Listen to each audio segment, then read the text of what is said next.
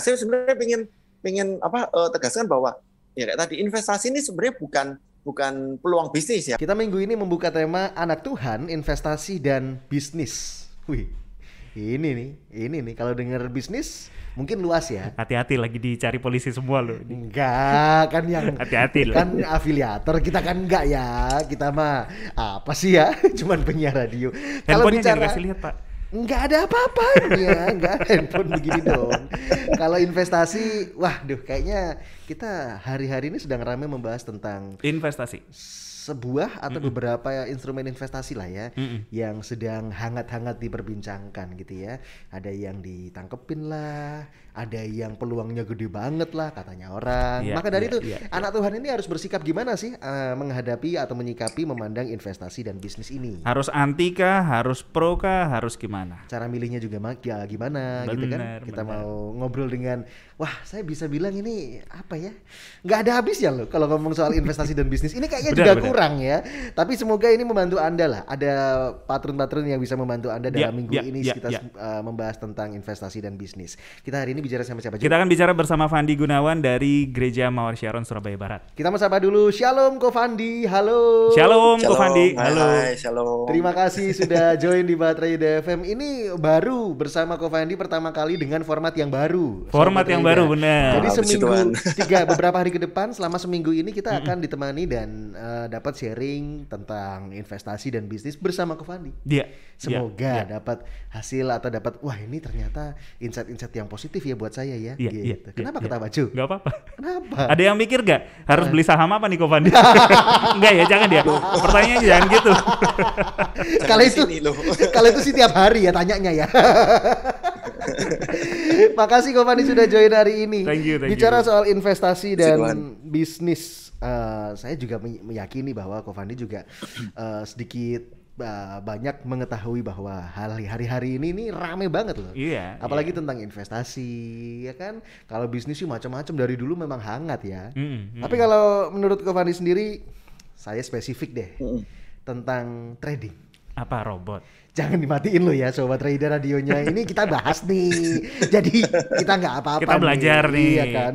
Kalau Ko Fandi memandangnya seperti apa? Trading online, apa itu saham, forex, kripto, oil, Mas. Gimana sih Ko Fandi memandangnya? Peluang Ya, jadi pertama kita mungkin perlu ini dulu ya beresin apa definisi dari investasi. Gitu. Kalau misalnya kita googling nih yang gampang-gampang, investasi adalah kegiatan menanam modal atau dana dengan harapan mendapatkan keuntungan atau imbal hasil di masa depan. Dalam pengertian lain, investasi adalah aktivitas menempatkan dana atau aset berharga lainnya dalam instrumen tertentu pada jangka waktu tertentu, sehingga dari penempatan dana tersebut diharapkan menghasilkan return atau diharapkan menghasilkan income atau profit gitu. Nah, kita sebenarnya juga harus mikir juga gitu ya, apakah profil investor kita sebagai investor itu seperti apa gitu. Ada yang orang yang hati-hati gitu, ada yang moderat, ada yang agresif gitu ya. Itu pertama. Yang kedua juga kita harus memperhatikan profil risikonya gitu. Ada orang yang bilang high risk high return gitu. Medium risk ya medium return, no risk ya no return gitu.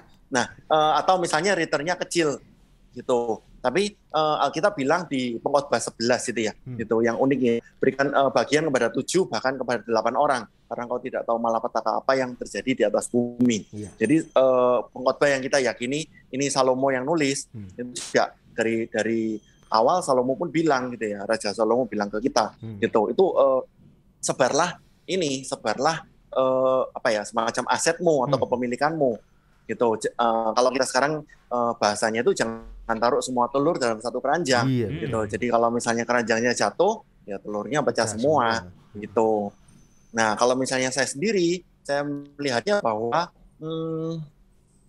saya cukup berhati-hati ya dengan segala macam fenomena yang ada pada saat-saat seperti sekarang ini gitu. Kenapa? Karena kita bisa bagi ini jadi dua, ada investasi yang konvensional, ada investasi yang kontemporer gitu, atau investasi yang kekinian begitu. Investasi yang konvensional rata-rata orang-orang sebenarnya yang jadul-jadul, yang lama-lama, yang usia-usia yang tidak muda itu arahnya memang ke situ gitu. Apa investasi yang konvensional, misalnya ke properti, ke logam mulia gitu, atau ke tabungan bahkan gitu, atau deposito gitu. Walaupun sekarang tabungan ini sebenarnya bukan namanya tabungan, cuma nitip ya, gitu, nitip uang di bank karena kena pajak lah, kena uang administrasi. Nah, bunga sama adminnya gedean admin. Nah, oke, Mas. Gitu. Tapi kan ya ada deposito gitu ya. Deposito pun kecil kan sekarang. 3% atau malah di bawahnya kadang. Gitu. Terus ada obligasi dari negara atau obligasi perusahaan atau reksadana gitu ya. Nah, seperti itu gitu. Itu yang konvensional. Yang non konvensional itu ada yang bermacam-macam yang baru. Gitu. Ada yang trading saham, trading forex, gitu ya, ada kripto, sekarang ada NFT juga, gitu. Jadi bagi saya sih kita perlu waspada karena ini hal-hal yang baru. Itu hal yang baru bukan berarti kita langsung tolak gitu ya, gitu. Cuman ya kita perlu hati-hati. Caranya gimana? Ya caranya belajar, gitu. Kalau kita nggak belajar itu saya rasa hampir sama dengan judi gitu ya. Betul. Gitu. Walaupun memang ada tipe-tipe investasi. Satu itu memang benar-benar judi gitu kan, cuma tebak-tebak ini naik atau turun gitu, tanpa ada dasar ininya, dasar pengetahuannya gitu. Memang kalau misalnya kayak saham gitu kan, itu ada dasarnya juga, kita dapat surat atau minimal email kepemilikan perusahaan gitu. Tapi dalam investasi yang terbaru ini, investasi yang kontemporer non konvensional ini, semuanya kan serba online gitu ya. Betul. Katanya ada yang ini nggak ada suratnya tapi tercatat sebagai blockchain gitu. Ini nggak ada suratnya tapi ini tercatat di aplikasi. Tapi justru ada beberapa tipe investasi yang kita tahu yang lagi ramai sekarang ini ternyata ya uangnya nyantol gitu ya. Benar. Begitu. Oke. Bagaimanapun harus diakui kalau investasi yang konvensional ini mungkin tidak mengembirakan hasilnya gitu. Returnnya nggak cakep, returnnya nggak manis gitu. Ya kita lihat properti ya mungkin begitu-begitu aja. Emas karena kondisi perang gitu ya, antara ini kita ngomongnya kan konteks Rusia masih ada invasi ke Ukraine gitu. Itu pada akhirnya kan balik ke emas. Itu pun saya juga menduga, ini memang saya bukan ahli investasi gitu ya, tapi saya cuma menduga karena justru malah sekarang yang non konvensional ini juga lagi meledak, meledak negatifnya gitu ya, dengan investasi robot trading, forex gitu ya, dengan binary option dan yang lain-lain yang orang-orang nggak ke situ, akhirnya larinya kemana? Larinya balik ke konvensional, plus ada invasi perang ini, gitu. Akhirnya emas sekarang harganya bisa naik, begitu. Orang-orang akan balik ke yang konvensional, udah cari yang aman-aman aja, gitu. Sedangkan nanti suatu saat lagi, nanti akan balik lagi ke non konvensional, begitu emas harganya stagnan, properti juga susah lakunya, gitu ya, gitu. Akan balik lagi ke situ. Jadi seperti bandul gitu ya, begitu. Benar. Itu sih. Wow, ini pesan ya dari Kofandi ya. Ternyata yang soal taruh telur dalam keranjang itu Alkitab juga bilang hal yang sama ya. Ini juga satu hal yang spesial dengan kita untuk kita bisa mendalami gitu Sobat Trader tentang investasi dan bisnis. Kalau Kofandi sendiri suka yang konvensional atau yang kontemporer? Kepengen tahu dong. Nah itu, ya jangan taruh telurmu dalam semua keranjang. Semua telurmu dalam satu keranjang. Gitu. Jadi kalau misalnya secara jujur, ya pastinya konvensionalnya ya karena umur saya udah 40 sekian gitu ya. Gitu. Jadi kan mungkin saya termasuk orang-orang yang bijaksana, enggak. Jadi termasuk orang-orang yang berhati-hati gitu. Apalagi memang sebagai profil investor saya itu saya termasuk orang yang hati-hati. Gitu. Jadi saya mungkin pernah cerita di sini, saya nggak pakai uang bank. Gitu, saya nggak ada utang di bank, gitu ya. Mungkin katakanlah secara bisnis pun itu utang yang TOP ya, term of payment-nya jelas. Gitu. Nah, ya jadi saya memang lebih banyak. Tapi apakah saya ada invest di kripto? Ya sedikit-sedikit adalah. Gitu. Kalau orang sekarang bilang receh ada, receh-receh aja. Gitu. Recehnya Kofandi loh ini, Sobat Rida. Enggak, karena cuma pengen tahu kan, ini insight-nya dan flow bisnisnya seperti apa, gitu. Apalagi kan saya ngicip aja, gitu. Kalau tapi tetap saya hati-hati karena kenapa? Karena saya tidak terlalu punya cukup banyak waktu untuk meneliti koin itu satu-satu loh, yang micin kayak apa. Jadi akhirnya ya kalaupun di kripto saya ambil yang yang kalau saham kan blue chip ya, kalau kripto apa namanya gitu ya. Gitu. Baik. Kripto yang koin yang blue chip juga. Gitu. Baik. Yang perlu kita sadari hari ini dari pesan Kofandi adalah sadari bahwa kita punya karakter masing-masing. Ada yang memang berhati-hati, ada yang memang sangat berani gitu ya. Yang penting sadar dulu ya Kofandi ya, karena kalau kita nggak sadar, kitanya mungkin tipenya hati-hati tapi pengen ngambil resiko karena melihat peluangnya yang besar. Hati-hati, peluang yang besar selalu juga dibarengi sama resiko yang besar juga. Itu dari Kofandi. Masalah profil juga akan balik lagi ya Pastor Kofandi ya. Kalau misalnya kita nih sebagai anak muda, kita kan pengen sesuatu yang baru kan, namanya pengen investasi, anak muda, pengen coba-coba. Duit gitu gak seberapa tapi keberaniannya luar biasa. Sementara di satu sisi juga ada orang tua yang memerhatikan anaknya gitu kan ya, Kofandi ya. Jangan pasang di sini tuh kan, beritanya kemarin hangus tuh duitnya. Nah, kalau ngadepin oknum-oknumnya kayak gini nih susah loh. Kita nih bingung kan. Antara bisnisnya yang tapi oknumnya yang enggak, investasinya yang sebenarnya sih, cuman oknum-oknumnya aja yang kita lihat ini agak bikin bisnisnya ini, investasinya ini kayak ini beneran nggak sih gitu ya. Dan akhirnya kan menimbulkan orang-orang yang anti sama investasi gitu kan. Bener. Nah, bagaimana kita meyakinkan orang-orang yang anti investasi ini? Soalnya kan ada juga yang bilang, seorang menteri yang bilang kan, kalau misalnya nggak berinvestasi, nggak main di saham, saya nggak akan bisa seperti ini. Iya. Gitu. Kalau gitu gimana, Kofandi? Gini, kembali lagi kayak tadi ya, boleh berinvestasi tapi jangan taruh semua telurmu dalam satu keranjang. Kenapa? Karena kalau kita tidak berinvestasi sama sekali, itu uang kita akan tergerus oleh inflasi. Gitu. Jadi uang kita ini akan selalu nilainya turun. Misalnya sekarang ya kita katakanlah punya sekian juta gitu. Nanti pada berapa tahun kemudian itu tidak, nilainya mungkin tetap akan segitu. Tetapi itu harus selalu dibandingkan dengan kita akan beli barang apa gitu. Benar. Contoh nih dulu misalnya burger apa itu ya yang 3 huruf itu. Itu dulu katakanlah tahun 2000 harganya berapa? Gitu. Terus sekarang tahun 2020 harganya berapa? Iya benar. Nah, seperti itu. Atau misalnya yang paling gampang deh.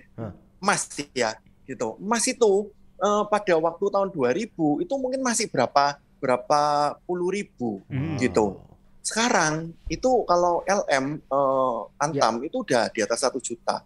Gitu. Nah, berarti kan kalau kita invest di uang, itu uang akan tergerus nilainya, gitu. Jadi caranya gimana? Memang kita bekerja untuk mendapatkan uang kan, tetapi uang itu harus kita pikirkan gimana caranya supaya nggak turun, gitu. Tapi di satu sisi memang kita tetap harus ada uang yang cukup untuk cash flow, gitu. Makanya beberapa orang kan sempat bilang cash is king, gitu ya. Orang yang punya uang tunai itu adalah raja. Tetapi kalau misalnya kita ngomong zaman sekarang, ya belum tentu, gitu ya. Kalau cash dalam konteks yang seperlunya, ya tetap kita harus punya uang tunai, misalnya untuk dana darurat dan sebagainya, gitu. Tetapi kalau kita uangnya ada lebih, ya mending kita harus invest. Nah, kalau bagi saya, kalau yang pemula, gitu, ayo kita jangan langsung pikirannya yang gimana-gimana, gitu ya. Karena di Facebook, di YouTube, gitu ya, atau di Instagram itu kan ada banyak meme itu ya, meme yang ada tangga. Itu ada seorang yang langsung kakinya satu di lantai 1 langsung lompat ke lantai step yang keempat gitu. Jadi maksudnya step 1 ini padahal masih struggle gitu ya. Step kedua ini kita perlu dana darurat. Step yang ketiga kita perlu proteksi. Saya bukan agen asuransi, tapi saya pikir asuransi juga perlu. Ketiga lagi misalnya ada operasional yang kita perlu itu, tapi langsung lompat ke step keempat. Apa itu investasi? Gitu. Kenapa? Karena ya seperti tadi yang saya bilang, saat pandemi gini gitu ya, di saat banyak instrumen investasi yang tidak menggembirakan, muncul ada harapan-harapan bahwa ini loh bisa 1 hari 1%. Saya kadang-kadang bingung gitu ya. Itu gimana caranya? Berarti 1 bulan 30%. Kalau misalnya bisa jadi, misalnya tanya ya, Kofandi bisa nggak ada bisnis yang 30% cuannya per bulan? Itu ada. Gitu banyak gitu ya. Misalnya jual retail pun itu ada yang 30%. Tetapi ini kan company, ini kan perusahaan gede gitu ya. Terus kita ini kan cuma invest gitu. Kalau misalnya kita dapat return 30%, dianya tuh cuma berapa? Padahal dia tuh harus bayar pajak lah, harus ada admin lah, harus ada sales lah, dia harus invest ke OPEX dan CAPEX ya. OPEX operasional cost, CAPEX itu ke gedung lah, bayar sewa lah, apalah. Nah, itu berapa gitu ya? Seperti itu. Nah, saya sebenarnya pengen tegaskan bahwa ya kayak tadi investasi ini sebenarnya bukan peluang bisnis ya, karena investasi adalah salah satu alternatif resource income, sumber income. Tapi beda lagi kalau investasi ini dianggap bisnis karena ada semacam multi level di situ. Ini jahat banget, gitu. Kenapa? Karena ini memanfaatkan selain yang pertama, orang yang tamak, kita kadang-kadang mikir ya, oh ya pantas saja dia kena di tamaknya. Tetapi di satu sisi, orang-orang yang baik hati, yang tulus, yang nggak ngerti, yang polos gitu ya, dihajar dengan jiwa sosialnya. Investasi yang kecenderungannya berbahaya buat kita, dalam tanda kutip mungkin bodong, mungkin akan jatuh pada waktunya gitu. Itu ciri-cirinya gimana sih, Ko Fandi? Ada yang bilang kalau misalnya yang returnnya besar itu yang biasanya bodong. You are listening to pujian terbaik yang memberkati 96.4 Bahtera Yuda FM. The sound of faith, hope, and love.